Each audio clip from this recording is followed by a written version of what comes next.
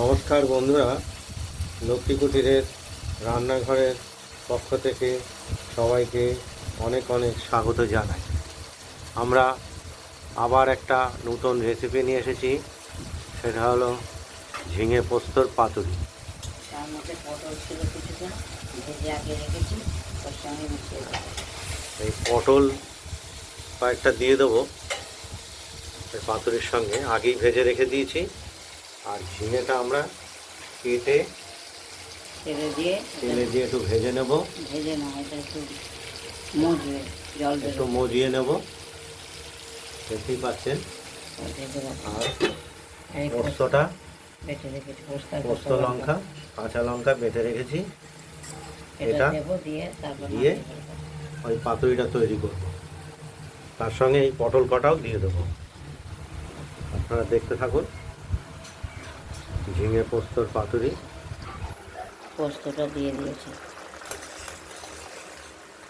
হয়ে এসছে, হয়ে গেছে।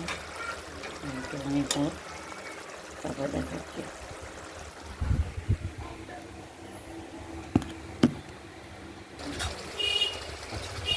ঝিঙে পোস্ত মোটামুটি রেডি হয়ে গেছে। আর এর মধ্যে কয়েকটা পটল ছিল, ভেজে দিয়ে দিয়ে দেওয়াতে একটু ভাজা ভাজা ভাব হয়েছে।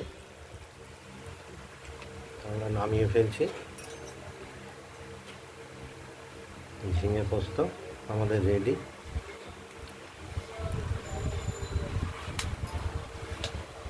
পটল ঝিঙে পোস্ত,